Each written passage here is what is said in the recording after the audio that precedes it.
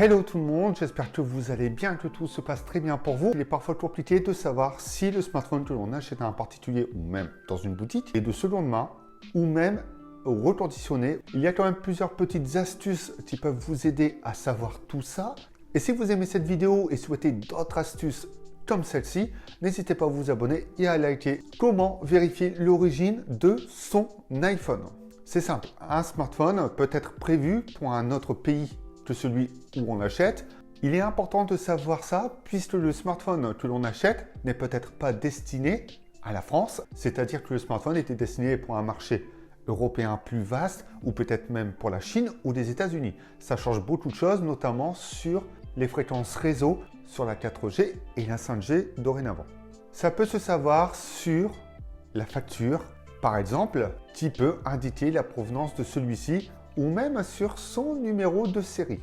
La facture s'avérera plutôt pour savoir où a été acheté l'iPhone ou même savoir d'où il provient, notamment un site, un revendeur, un reconditionneur ou même acheté neuf. L'apparence physique avant tout. Un smartphone neuf, forcément, il ne sera pas abîmé, il ne sera pas usé et n'aura aucune trace d'usure. Par contre, un smartphone d'occasion ou reconditionné, il peut avoir quelques petits détails physiques qui renverront directement à une utilisation. À partir de ça, on pourra savoir si l'ancien propriétaire a été très soigneux avec son produit ou non, et même savoir s'il l'a acheté reconditionné de seconde main ou neuf juste avant vous. C'est très important de vérifier ces petits détails. La seconde chose, c'est le packaging. Il peut être différent puisqu'un packaging d'un smartphone reconditionné ou d'un smartphone neuf n'est pas le même. Sur le smartphone neuf, forcément, on a la boîte d'origine, les accessoires d'origine, tout y est. Alors que sur la boîte du reconditionné, on a parfois une boîte avec le nom de la société qui reconditionne ou une simple boîte blanche ou en carton avec les accessoires dedans. Après, la personne qui vous revend le smartphone ou la boutique où vous l'achetez n'a pas forcément les accessoires d'origine. À partir de là, on part sur un smartphone d'occasion ou reconditionné, mais quoi qu'il arrive, tant que le smartphone a été déballé, il n'est plus considéré comme neuf, mais de seconde main. Ça vous permet surtout de bien vous orienter sur sa provenance. Des accessoires absents ou non originaux, c'est ce que l'on retrouve généralement sur les smartphones reconditionnés ou des smartphones revendus en seconde main et dont le chargeur a été perdu ou abîmé. Un smartphone reconditionné est toujours revendu avec des accessoires. Par contre, pas forcément les originaux et pas forcément tous les accessoires. Encore une fois, c'est un signe du reconditionnement puisque les accessoires d'origine ne sont pas toujours fournis. De très bonnes copies, mais pas la même puissance de charge ou même la qualité de câble. C'est plutôt rare d'en trouver sur les smartphones reconditionnés. Et encore une fois, ça vous dit si le smartphone a été acheté d'origine, neuf ou a été racheté en reconditionné et le soin qu'il a eu par l'ancien propriétaire.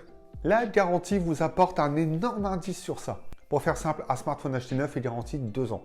Un smartphone acheté d'occasion est garanti entre 3 mois et 1 an, selon l'état et selon le revendeur et le reconditionneur. Si la personne qui vous revend son iPhone vous dit très clairement « Voilà la facture, l'iPhone est encore garanti 1 an, encore garanti 6 mois », vous connaissez sa provenance. Si vous l'achetez directement à un revendeur ou en boutique d'occasion ou un reconditionneur, attendez-vous à avoir une garantie de 6 mois, voire 1 an. C'est globalement la moyenne que vous aurez sur un smartphone reconditionné et surtout en grade A, c'est-à-dire en parfait état. Sauf coup de bol, vous achetez un smartphone reconditionné sur un site et vous recevez un iPhone 9 blister, reconditionné par Apple ou même 9 qui est en déstockage et à partir de là, vous aurez peut-être une garantie de 2 ans, mais il faut vraiment avoir un gros coup de chance pour avoir ce genre de produit.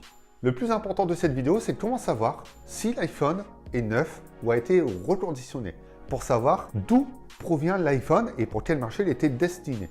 Je vous parlais tout à l'heure du numéro de série et ce numéro de série comporte des lettres et des chiffres. Ces lettres et ces chiffres vous indiquent très clairement la provenance de l'iPhone, s'il a été reconditionné ou non.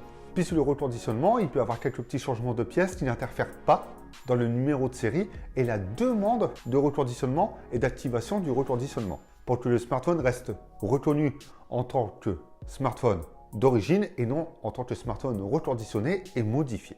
Il y a quand même une différence entre les deux et c'est pour ça que certains smartphones achetés d'occasion ou reconditionnés gardent le même numéro de série. Parce que les changements apportés ne sont pas hyper importants et n'ont pas modifié certains éléments de l'iPhone. Pour faire ça, rien de plus simple, vous allez dans Réglages, Général et Informations.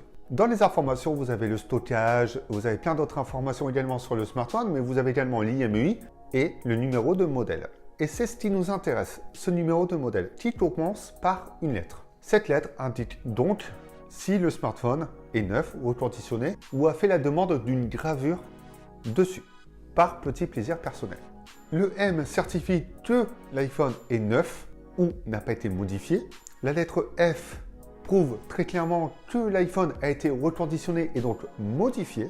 Le N stipule qu'il s'agit d'un échange qui a été fait sûrement avec un autre iPhone ou même un iPhone de remplacement. Ça arrive généralement lors d'une prise en charge de garantie où il y a vraiment un gros problème avec l'iPhone qui avait été envoyé précédemment.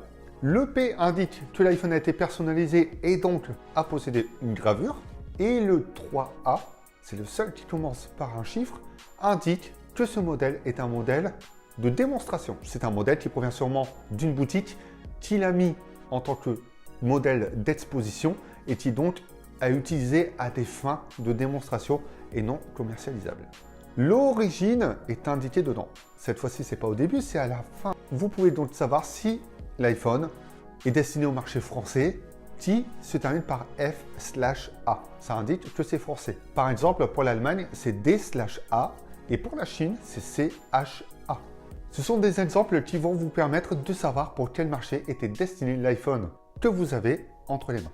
J'espère que cette petite astuce va vous aider dans le prochain choix de votre iPhone et que vous allez regarder ces petits détails qui vont vous permettre de savoir si vous allez pouvoir l'acheter ou non et surtout vous rassurer lors de votre achat. Vous me direz ça dans les commentaires.